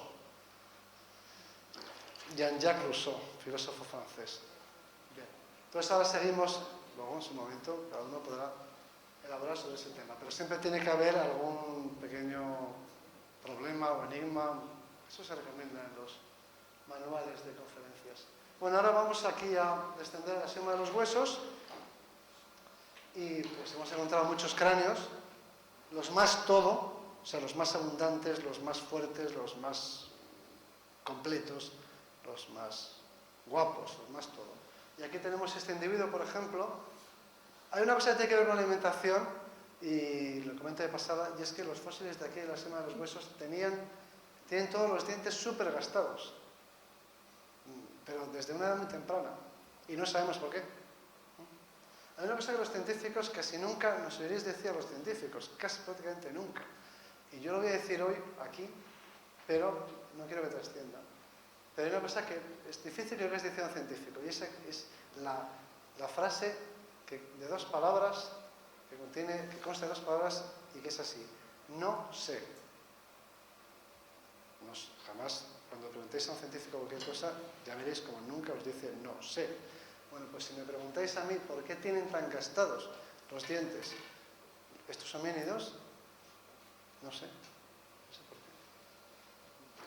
Lo ignoro. Pero en fin, el caso es que investigamos sus cerebros con las más modernas técnicas. Esto para que se vea que estamos a la última en cuanto a tecnología. Y que es una preocupación muy constante. Hay dos preguntas que seguramente rondan vuestras cabezas, yo me anticipo a ellas, pero que son inevitables en toda conferencia, acerca de Atapuerca en concreto. Una pregunta es, ¿aplicáis vosotros las más modernas técnicas disponibles, tecnologías? Sí, aquí lo tenemos. El TAC. De hecho, incluso hemos desarrollado software, eso ya la gente no se lo cree, dice, bueno, eso habría que verlo, pero sí, hemos desarrollado un software especial para tratamiento de imágenes que es el asombro y envidia de los demás investigadores. Y luego la segunda pregunta, a la que no puedo dar contestación, pero también inevitable, que es, bueno, ¿y ya se han enterado de esto? ¿Están informados? ¿Saben de esto ya los americanos? De esto de Atapuerca, ¿lo saben ya los americanos? Digo, pues sí, se han enterado. ¿Y qué piensan? Pues sí, lo saben los americanos. Aquí tenemos una pelvis. Esto es importante en relación a la alimentación, pero ya voy muy deprisa. Esta es una pelvis, la única que hay en el registro fósil, completa. Y es una pelvis tremenda. Estos individuos eran muy fuertes. Más o menos de altos como nosotros. Aquí tenéis una comparación. Esta pelvis podría ser la mía. Esta podría ser la mía. De hecho, es de un individuo de mi estatura, moderno. Y esta es la pelvis de este sujeto, de la sima, de Atapuerca, de hace 400.000 años, al que hemos llamado Elvis, a este individuo. Y más o menos, para que se hagáis una idea, este Elvis, que si los individuos de mi estatura, como este, pesarían del orden de unos, fácilmente los 100 kilos, más de 90, más de 95 probablemente. Serían muy fuertes. Y esto, bueno, tiene mucho que ver con la alimentación, porque una cosa que se ha discutido mucho es cuál es el nicho ecológico, mejor dicho, el lugar, para entenderlo mejor, el lugar que ocupaban los homínidos en la pirámide trófica, en la pirámide ecológica, estaban arriba con los leones o abajo, ¿no? O en el medio, por donde andaban. Entonces, estos individuos eran muy fuertes y estaban muy organizados socialmente, muy fuertes. Y yo suelo decir que 8 de estos individuos, como este, o 6 o 4, con sus lanzas de 2,30 metros, etc., circulando por ahí por el campo, pues seguramente los osos se apretarían. Es decir, ocupaban un lugar muy alto en la pirámide trófica. Eso quiere decir que eran muy carnívoros. Digo esto porque una discusión eterna es la de si nosotros somos carnívoros o vegetarianos por naturaleza y todo eso. El que se plantea es una discusión que yo mantengo, que es una discusión por muy agradable, muy interesante, y no rehuyo con los partidarios de la alimentación vegetariana, los estrictos y los ovolactos, contra los carnívoros, comedores de carroña. Los ovolacto vegetarianos, yo rápidamente les digo que la parte ovoláctea hay que olvidarse de ella, porque los hombres prehistóricos ni tenían leche, salvo cuando eran lactantes, ni tenían huevos. Donde que en la prehistoria, como mucho, habrán podido ser vegetarianos, veganistas o omnívoros, carnívoros. Bueno, resulta que cualquier análisis, cualquier persona que tenga un mínimo de conocimiento de biología, mínimo, sabrá que en los ecosistemas euroasiáticos, quitando los tropicales, desde luego en todos los europeos, no hay recursos vegetales aprovechables por el hombre fuera de un periodo muy breve de tiempo. Es decir, que durante 10 meses no hay alimento vegetal que permita la vida humana. Así de simple. De manera que forzosamente nuestros antepasados eran carnívoros, la base de su alimentación era carnívora. Estos Hassa de los que he hablado antes, que consumen muchos tubérculos y frutos vegetales, son carnívoros todo lo que pueden, ¿no? Esta diapositiva es interesante, ya voy recogiendo. Es interesante porque, tal y como se muestra este grupo humano, nosotros lo representamos con una biología social compleja como la nuestra. Acordaros de eso que dije al principio. Bueno, voy a ir muy deprisa, además, en fin, acumulaban cadáveres en este lugar que se llama la Sema de los Huesos, y hemos encontrado en la Sema de los Huesos este utensilio, este hacha que nosotros pensamos que es simbólica. Hemos puesto un nombre muy bonito, que es el de Excalibur, y decimos que estos individuos ya eran, sí, tenían una mente de tipo simbólico, pero ese no es el tema, salvo que aprovechemos esta imagen para recordar, para reflexionar sobre cómo ese cerebro, que primero había sido un cerebro olfativo, en los mamíferos, que en los primates superiores se hizo un órgano que procesa información de tipo visual, básicamente de visual, sobre todo visual, termina convirtiéndose en un cerebro que procesa información social y finalmente se convierte en un cerebro que produce y manipula símbolos y se comunica a través de ellos. Es el cerebro moderno, el cerebro de nuestra especie, un cerebro que procesa símbolos, los crea y los utiliza para razonar y para comunicarse. La nueva mente del emperador. Y ya para ir terminando, aquí tenemos a los neandertales, son siempre muy interesantes, y finalmente pues esta imagen del arte prehistórico, estos rinocerontes pintados en una cueva francesa que tienen 32.000 años, y es una manifestación artística pues comparable a cualquiera de las modernas, de las actuales, de las nuestras, es decir, que son unas métricas simbólicas como las nuestras. Me faltaba una idea por transmitir, y es la de por qué nos hacemos gordos. Esto tiene que ver con la alimentación y tiene más miga, mejor dicho, de lo que parece. Nos hacemos gordos esencialmente porque podemos, en resumidas cuentas. A lo largo de la evolución se han ido seleccionando, ha ido cambiando la alimentación y se han ido seleccionando, se ha ido perfilando cuál es nuestro nicho ecológico, nuestro tipo de alimentación, y se han ido desarrollando los sentidos y las apetencias que nos orientan hacia el tipo de alimento que nos conviene, ¿no? Y que nos mantiene vivos. Y esas apetencias, debido a nuestro pasado vegetariano, en parte, antiguo y siempre presente, y también a nuestro pasado carnívoro y demás, esas apetencias se dirigen hacia el tipo de cosas que nos gustan. En resumidas cuentas, que nos gusta la carne, que no engorda, por cierto. Las proteínas se eliminan en la orina, no se asimilan. Las proteínas no son un tipo de molécula de almacenamiento, pero nos gustan los lípidos animales, las grasas animales, que es así, que se acumulan y se depositan en el cuerpo, y nos gustan los azúcares de cadena corta, los polisacarídeos de cadena corta. El problema es que en la naturaleza es muy difícil. Hay que comerse muchas moras para obtener el número de moléculas de glucosa que hay en una cucharada de azúcar refinado. Es decir, que se muere uno antes de la indigestión, ¿no?, de obtener el número de moléculas de glucosa que hay en una cucharada. Los lípidos a veces son escasos. Los lípidos en la naturaleza se mueven y a menudo tienen cuernos y pezuñas. Por lo tanto, son difíciles de conseguir, porque los lípidos van dentro de unos cuerpos con cuernos y a veces con pezuñas, o con garras. Entonces, son unos lípidos de difícil acceso.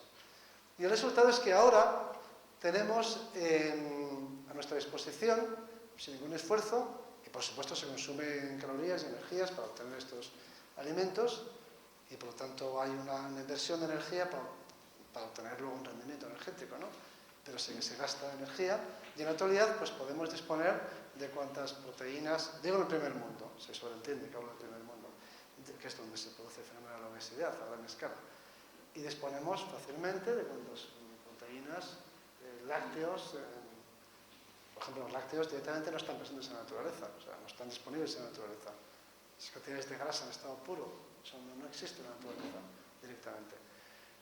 Y la carne y demás, y los azúcares refinados. Y entonces, y aquí viene la idea final, se produce una cosa que los etólogos conocen desde hace mucho tiempo, que es lo que se llama un superestímulo, contra el que no se puede luchar, o es muy difícil luchar. Se puede luchar con mucha disciplina. Konrad Lorenz, Nico Tinbergen, todos aquellos, Carl von Fries, los que les dieron el premio Nobel, descubrieron que si uno coge una gaviota y sustituye, las gaviotas están programadas, las aves están programadas, las aves no están programadas para tener hijos y cosas así, están programadas para ponerse encima, lo que llamamos incubar, de un objeto de forma ovoide. Esa es su programación. Es decir, que las aves no tienen una programación que les diga, debes ser una buena madre. La programación les dice, súbete encima de un objeto de forma ovoide y manténlo caliente. Esa es su programación. Y otras programaciones de ese estilo. De manera que las aves, por reacción frente a eso, pues descubrieron rápidamente los etólogos que uno puede sustituir el estímulo normal, el estímulo natural, el huevo del ave, por un superestímulo. De manera que si uno le pone a la gaviota un huevo así de grande, la gaviota abandona el huevo natural y se sube encima del superhuevo de escayola. ¿Por qué? Pues porque es un superestímulo.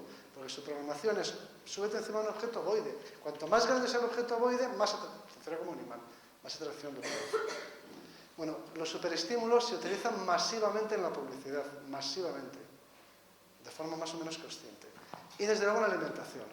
Es decir, nuestro cuerpo nos dice, come moras, por ejemplo, y obtendrás azúcares. Eso es un estímulo natural. Pero ¿qué podemos hacer, con usted termino, frente a una tarta de chocolate? ¿Qué puede hacer un ser humano débil, como yo, por ejemplo, que soy adicto a las tartas de chocolate? ¿Qué puedo hacer frente a ese superestímulo? Nada, prácticamente nada, la disciplina, el reflejo acondicionado, el reflejo pavloviano, la descarga eléctrica, prácticamente ni otra cosa. Y con esto termino con una anécdota de mi niñez. Yo, como he dicho antes, soy muy adicto a este superestímulo que se llama chocolate. El chocolate engorda básicamente porque contiene muchas grasas, no es por el cacao, sino por las grasas que utilizan en el chocolate. Entonces yo sentía atraído por el superestímulo y me dirigí a la nevera donde estaba el chocolate, la tableta de chocolate. Yo era perfectamente consciente de que la tableta de chocolate no era mía, era también de mis hermanitos, ¿no? Pero yo sentía una fuerte apetencia hacia el chocolate. Entonces yo iba y me comía la tableta entera. Y era perfectamente consciente del castigo. Entonces cuando se descubría la maldad, venía mis padres y me decían, ¿te has comido la tableta de chocolate? Y decía, sí. Castigadme, castigadme, me lo he ganado, haced conmigo lo que queráis. Y efectivamente, me castigaban, pero era incapaz de hacer esa atracción. Bueno, el mundo, esto es en un nivel de análisis, os podéis quedar con la anécdota del chocolate y de la dificultad que conlleva el poder controlar nuestras naturales tendencias hacia el consumo pues, de grasas, en la forma que sea, en forma de grasa pura o en forma de mantequilla o de lo que os parezca, las proteínas y los azúcares, que es una tendencia innata, programada y seleccionada naturalmente, ser capaces de enfrentarnos a superestímulos donde eso se encuentra en estado exagerado y controlar nuestros apetitos, ¿no?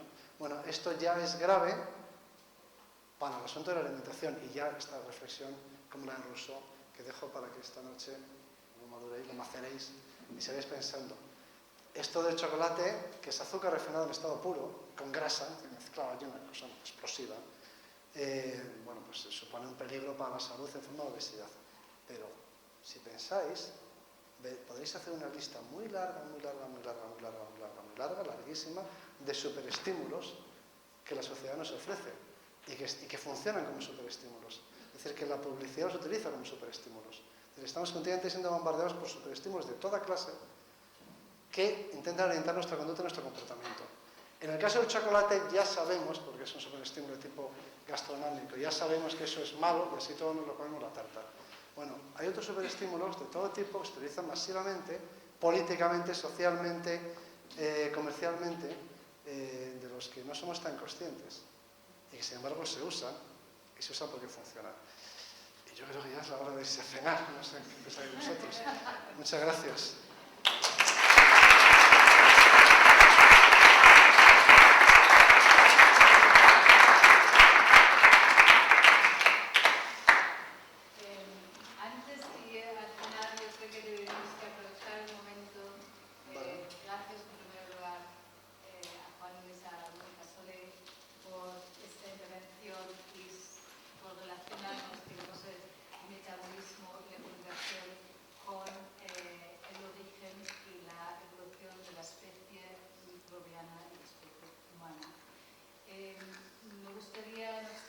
será un momento para preguntas, comentarios.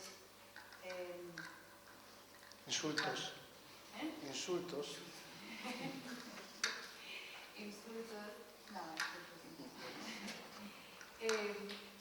respondiendo un poco a este super estímulo que Juan Luis nos ha puesto aquí en la mesa.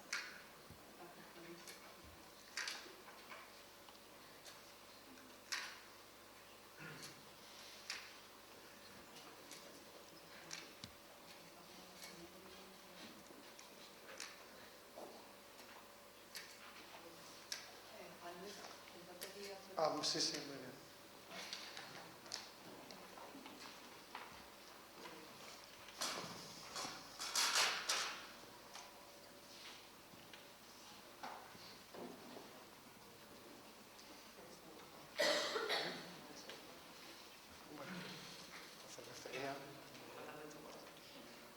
A lo mejor es que tenéis que reflexionar sobre cosas fáciles y inmediatamente, ¿no?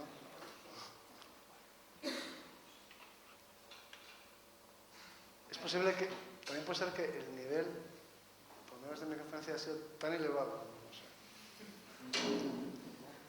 sé. Es conceptualmente tal. Sí.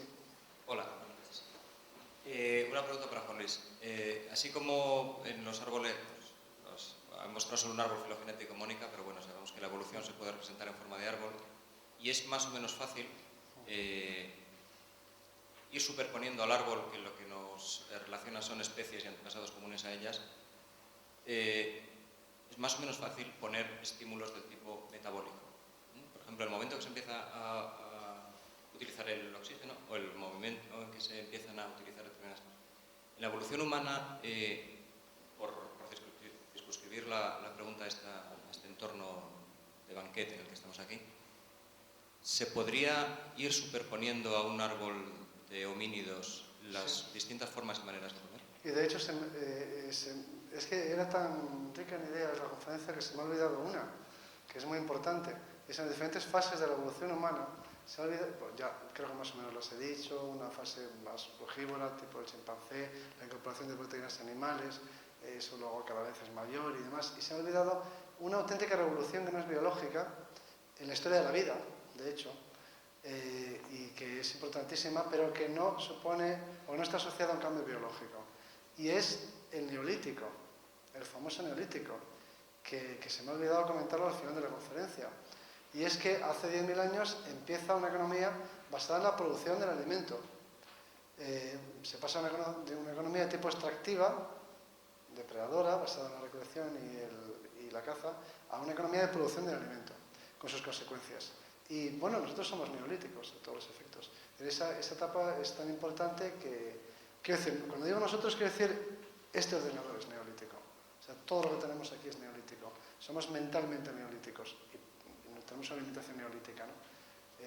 Al margen de eso, pasan en animales en gran parte criados y en plantas cultivadas, ¿no? Pero no, la revolución neolítica va mucho más allá de todo eso. No se limita solo a la economía, sino que es una revolución conceptual en todos los órdenes.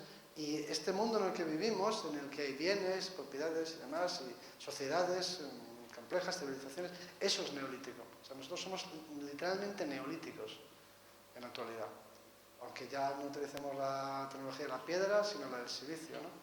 Pero somos neolíticos en todos los sentidos. Entonces, como me suele ocurrir, yo he hablado más bien de las etapas que están asociadas al cambio biológico, al cambio morfológico, la evolución humana, y se ha olvidado esta, que es una evolución económica que no entraña un cambio de especie ni un cambio en la anatomía, ¿no? Pero que supone un cambio absoluto en la sociedad y en la manera de pensar y hasta en las creencias religiosas. O sea que a todo lo anterior no se puede dejar de olvidar, no se puede olvidar nunca, no se puede dejar nunca de mencionar lo que supone la revolución neolítica, porque verdaderamente casi es un acontecimiento en la historia de la vida. No, casi sin casi, ¿no? La revolución neolítica es la que ha transformado el planeta. Los últimos 10.000 años son una revolución biológica también, ¿no? Porque ha afectado a la biosfera en su conjunto. Y es una revolución conceptual, en origen es conceptual. Puede ser mi móvil, que aunque está silenciosamente está puesto un silenciador, pero llegan cosas. Pero esa revolución, la neolítica, hay que tenerla siempre presente porque, de hecho, somos neolíticos nosotros. Entonces, con eso se completaría. Es una revolución no biológica. O, bueno, frente a la biología, pero que no, sin cambio biológico. Y por último, en función de lo que estabas diciendo de los superestímulos y demás, ¿podríamos estar separándonos en dos tipos de especies? No. Los humanos con superestímulos, con publicidad, con todos nosotros, mundo y demás, y todos los neolíticos. los humanos que acabas de ver en África, que probablemente los superestímulos siguen teniendo cuernos y pezuñas. Bueno, claro, sí, efectivamente, no tiene un mundo, no tiene objetos artificiales ni medios de comunicación, claro, que puedan servir como vehículo. O sea, los superestímulos, lo que pasa es que los mensajes llegan en estado puro a través de los medios de comunicación, en estado puro. Al alejar a la fuente del destinatario y filtrar la señal, pues yo lo digo de una manera más sencilla. A un político que sale dando un discurso en televisión no le huele el aliento. De hecho, no es humano. Tenemos una imagen virtual. No es un ser humano. Es una imagen plana en una pantalla ordenada, en un monitor. Es decir, los seres humanos son los que les huele el aliento, los que son de carne y hueso. Entonces lo que recibimos es una imagen virtual. Y esa imagen virtual es la que, en función de la cual... O sea, nadie conoce a los líderes políticos, la gente vota, elige el icono, y, por poner un ejemplo, llevado al campo de la política, ¿no? Pero la tecnología, lo que sí que permite, la tecnología favorece el uso de los superestímulos porque envía señales mucho más nítidas que las reales, ¿no? Los superestímulos se utilizan en la industria juguetera, sin ir más lejos, ¿no? Es decir, y por supuesto en el terreno de la publicidad, donde hay un componente donde intervienen los superestímulos sexuales, componentes sexuales de poder, todo eso, ¿no? Que se usa. Y los coches se llaman, todos tienen nombres que hacen referencia a categoría social y posesión y tal, modelo ambassador, modelo. Bueno, pues eso es potenciar un objeto, ¿no? Pero en el terreno de la juguetería, los juguetes que ven los niños en la televisión no son los juguetes reales cuando se los compran el día de Reyes. Lo que han visto es una cosa maravillosa, una señal filtrada y destilada para que sea pura y muy potente y eficaz, y luego el objeto real pues es el juguete normal que puedas llegar a decepcionarte, ¿no? O sea que sí que la tecnología permite enviar superestímulos más lejos a más gente y además más refinados. Por lo tanto, potencia su uso. Con los seres humanos ocurre algo muy particular, que es que, por ejemplo, un superestímulo puede venir bajo un esquema de suplantación. Por ejemplo, se puede excitar sexualmente observando básicamente tinta sobre papel. Sí. Lo extraño es que es consciente de que es una suplantación, lo que no se podría decir con otras especies. ¿Se sabe algo? O no. Pero ese es el trabajo de los etólogos, se pasan la vida haciendo esos experimentos. Es decir, para poder producir un superestímulo eficaz, lo que hay que hacer es descomponer el objeto que funciona como estímulo en sus elementos fundamentales. Por ejemplo, lo que hacían Conrad Lorenz, los clásicos. Si un petirrojo se encuentra ante, y es la base experimental de la etología, los petirrojos son unos pájaros que hay aquí, que tienen el pecho rojo, que son muy territoriales. Entonces uno pone un petirrojo disecado en el territorio de un petirrojo normal. El petirrojo ocupante del territorio ataca al petirrojo disecado. Entonces luego se hace un proceso de deconstrucción que consiste en ir eliminando los elementos accesorios para ver cuáles son los que envían el estímulo. Y al final es una bola roja. O sea que si uno pone un petirrojo perfectamente disecado, con el pecho de color blanco, no es atacado. Y si uno pone un chupa chups, una bola roja con un palo, recibe más ataques que un petirrojo real. Entonces, en lo que consiste el proceso de fabricación de superestímulos es en ir eliminando lo accesorio y potenciándolo. Si se hace eso partiendo de una mujer desnuda hasta la representación abstracta o más bien plana, se podría hacer el mismo experimento con un ser humano. Pero ¿Hasta qué punto podemos excitar? Pero una botella de Coca-Cola es el mínimo. Claro, pero se hace todos los días. En eso consiste la publicidad. La publicidad consiste en manipular las mentes de los demás. A través de bolitas rojas, por A ejemplo. través de lo que sea. Pero dicho crudamente, manipular la mente de los demás. Y entonces, pues se utilizan. Lo que pasa es que hasta ahora, tradicionalmente se hacía de modo intuitivo. O por prueba y error. Lo que funciona sirve, lo que no funciona no. Pero con los animales es fácil y con reflejos pupulares y otros mecanismos también es posible obtener cuáles son los elementos significativos en un estímulo. Con los seres humanos se hace con los seres humanos, se hace habitualmente. Es decir, se puede hacer científicamente en un laboratorio para publicar en una revista científica o se puede hacer en una agencia de publicidad por el procedimiento de prueba y error de una manera más perversa, muchas veces de forma intuitiva. Yo siempre, una cosa, un ejemplo que siempre pongo.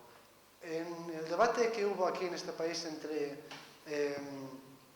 hubo un debate entre José María Aznar y Felipe González en las últimas elecciones. Entonces, los representantes de los dos partidos discutían a ver cómo se iban a poner allí para discutir. Y entonces los del PP dijeron que tenían que ser sentados, porque Felipe González es más alto que Aznar.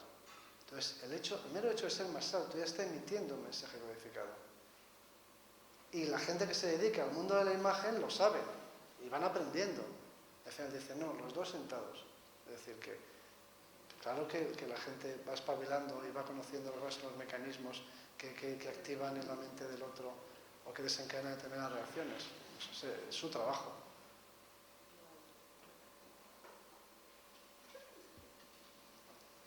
¿Sí? A ver. ¿Quién dirige aquí? ¿Me oyes? Sí. Hola.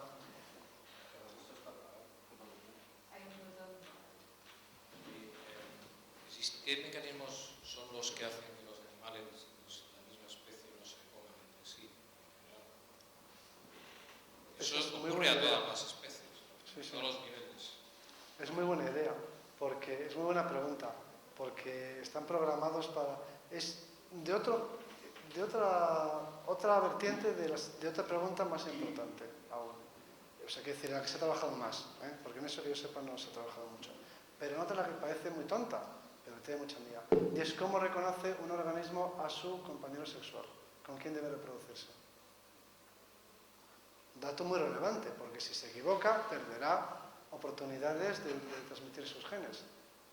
Hay un patrón de reconocimiento sexual. Y de hecho, eso es una cuestión que está muy de moda en paleontología ahora, porque nosotros clasificamos las especies por sus características morfológicas. Pero a lo mejor no son los caracteres que utilizan los propios individuos para reconocer a su compañero sexual. Y esos son los que se deben utilizar en paleontología para identificar especies, los que se utilizan para intercambiar genes, los animales. Entonces, una pregunta que parece muy tonta es cómo sabe una cebra que tiene que aparearse con otra cebra y no con un ñu. ¿Cómo lo sabe? De alguna manera hay un patrón de especie que está grabado, inscrito en sus genes y que le permite reconocer. Eso es una cosa. Y la segunda cosa es que es experimentable, ¿no? ¿Serán las rayas? Bueno, pues pintemos una cebra de blanco.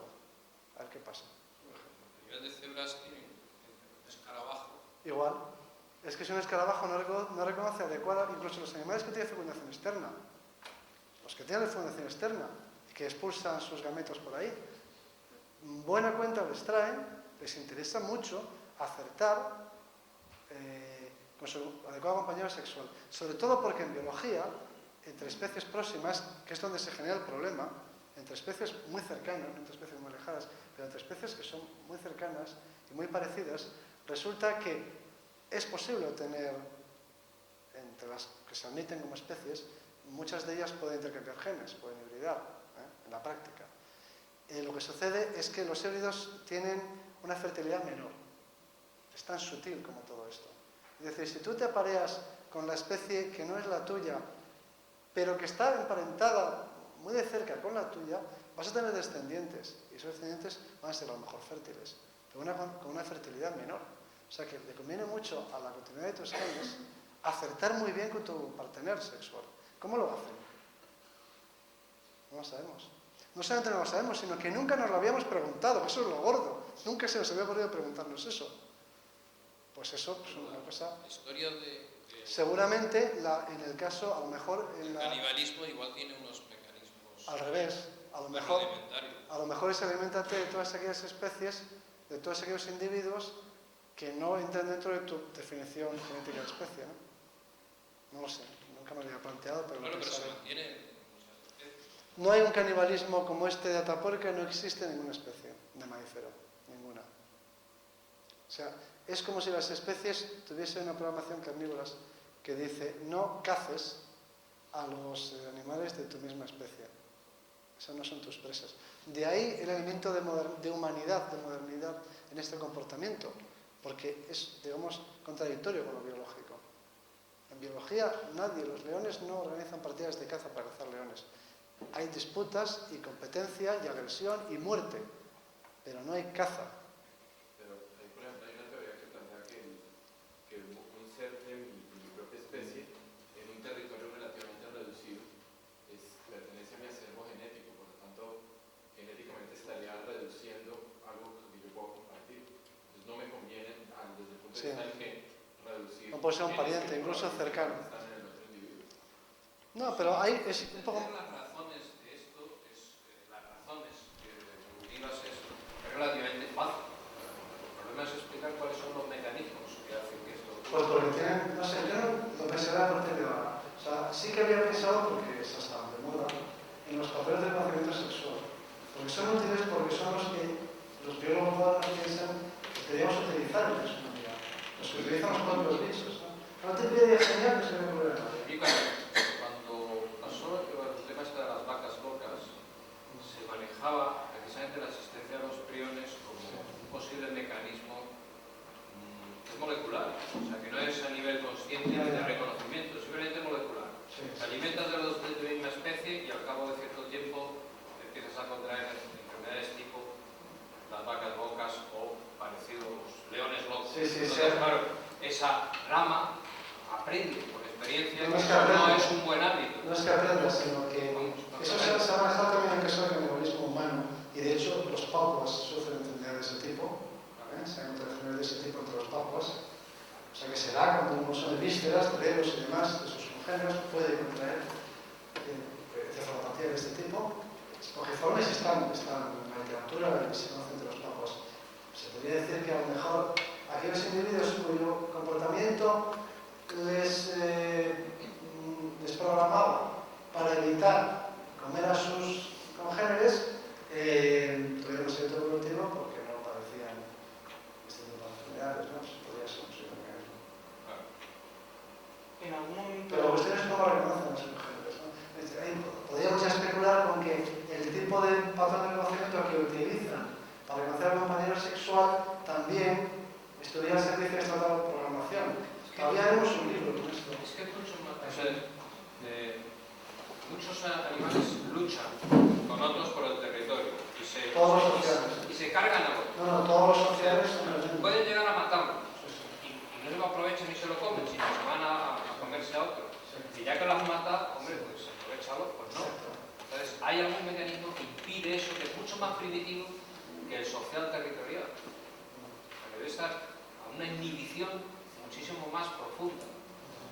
Tiene que estar esto, que no tiene que ser a nivel consciente o cognitivo, mucho menos, sino tiene que ser algo metabólico. O sea, una inhibición de ese tipo tiene que ser metabólica.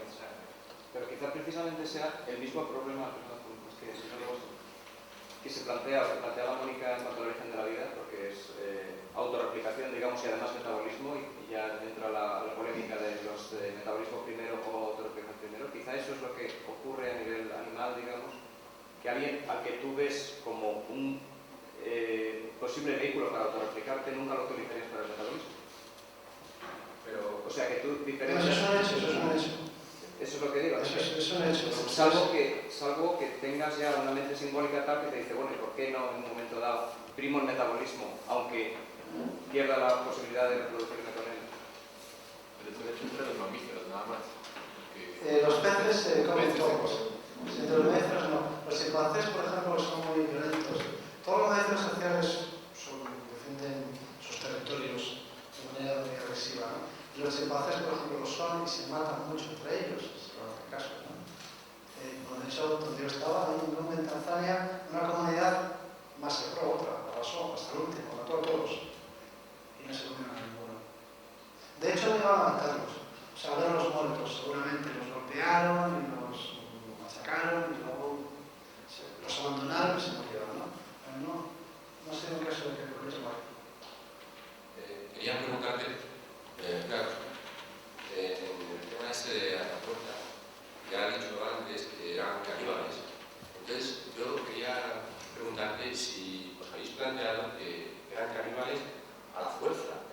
sentido de que una estrategia de supervivencia, porque acuérdate que, por ejemplo, en los Andes, cuando sucedió aquel avión, la gente para sobrevivir se comieron unos a otros. Y, lógicamente, teníamos esta gente que ahí tenían la cultura ya, esto que decís antes, del reconocimiento, sin embargo, no tuvieron más remedio. Y yo digo que si esta hipótesis la habéis manejado. También quería hacer una pregunta a la bióloga, en el sentido de cómo ve la bióloga en una sociedad, digamos... Yo también soy biólogo. Pero ella es bióloga, no Ella es bióloga. ¿Biólogo? ¿Qué dices? Bueno, biólogo. Entonces, como ahí, te voy a profundizar todo. Bueno, quería preguntar cómo ve ella al hombre del futuro, ¿no? Si desde el punto de vista biológico, una sociedad tan delgante, desde el punto de vista de la información, donde muchas veces no sabemos si es más real un personaje de Walt Disney o el propio George Bush. Entonces quería, si desde el punto de vista biológico, pues había planteado una cosa en este sentido. ¿Dónde se ha visto al hombre? ¿En la Sí. evolución biológica? Sí, o sea, quiero decir, ¿cómo se ve al hombre en el futuro? Estas cuestiones de futuro. Sí. Depende a qué futuro te refieras, a qué distancia en el futuro. No sé si... Porque en el futuro muy lejano como especie extinguida, por supuesto. O sea, Sí, pues así. sí, no es una... Sí, tendrá su fin, como tuvo su origen. Entonces, depende en qué momento del futuro te refieras, pues estaremos en un sitio o en otro. Y desde luego, donde nos lleva la revolución tecnológica ahora mismo, a mí me resulta muy difícil predecirlo. Sobre todo te preguntaba por el tema de la metamorfosis, de todo esto de que se está hablando bueno, pues, utilizar los genes, de la genética y todo eso. Sí, pero cuanto más sofisticado es un organismo y más complejo genéticamente, más lentas son las transformaciones génicas. Claro, a nivel microbiano, que es al que yo he estado hablando, las transformaciones, o sea, las mutaciones se integran a una velocidad asombrosa. Piensa que los ciclos reproductivos de los microbios son de horas a 2 días, como mucho, los lentos, ¿no? Hay alguno que tarda algo más, pero nosotros son transformaciones que se tienen que dar en la línea germinal, que tienen que suponer cambios estructurales importantes. O sea, nosotros ahora mismo evolucionamos muchísimo más despacio en cuanto más sofisticado es un organismo. Entonces, a nivel genético, a nivel biológico, muy lentitos. No sé si te sirve de algo. No, bueno, quiero decir que sí. No, simplemente es que, digamos, un poco ya desde la mitología griega, ¿no? Hemos empezado a discutir de especies y tal, y estamos viendo la gestión de todo lo que la identidad de los seres y desde el punto de vista de la biología, eso es asumido o no es asumido. A estos seres raros que se nos pueden plantear, estas copias de uno mismo, en fin, no sé. No me lo creo. No te lo creo. Simplemente era eso, ya, profesor Grasola, pues la pregunta que le he hecho que sí. No, bueno, en realidad yo no estaba allí cuando ocurrió. Ya me había gustado, pero no estaba. Entonces lo único que veo es que en el yacimiento, en el montón de la basura, entendernos, con los ciervos, los potros y esas cosas que hay, las terneras y que se han comido, aparecen unos 6 o menos cadáveres humanos en el montón de la basura. Entonces, en principio, intento pensar que el tratamiento que les aplicamos a los humanos, no se muestra lo contrario, pues es el mismo de los potros y de los ciervos. Es decir, porque sean humanos, eso no hace una diferencia, ¿no? Están con los potros y los caballos, pues los habrán comido como a los potros y a los ciervos. Pero no tengo por qué pensar en una situación excepcional. O sea, lo que dice el registro es que están en la basura. Pues se los han comido y se han tirado. Pero como se han comido y han tirado los demás mamíferos, ¿no? Los ungulados que han consumido. Ahora, ya si concretamente ocurrió en un momento, tendría que ser en un momento, porque aparecen asociados a muchos restos de animales consumidos. No están solos, hay muchos ungulados con ellos. Como si apareciesen en el cubo de la basura, de una casa cualquiera, un pollo, un pescado, una mano humana, claro, pues aparentemente. Nunca ha podido ser la alimentación humana la base de la economía de una población, porque eso es general para cualquier organismo que esté en un lugar muy alto en la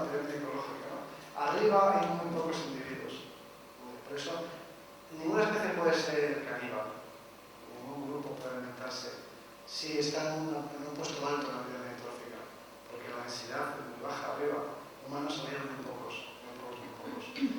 Excepcionalmente un grupo puede ser aberrante en su conducta, no lo sé, pero en general el canibalismo nunca ha sido una parte de la economía de ningún pueblo, porque los humanos, bueno, más tipo de economías, es decir, porque los humanos estaban muy arriba en la pirámide ecológica, lo que hay muchos son acumulados, fetófagos, los consumidores primarios, ya estos que están arriba, pues siempre son muy escasos. Alimentarse de un animal que tiene esa población baja no es un buen negocio. Siempre van a más caballos y más cerdos. O sea que... Muchas gracias.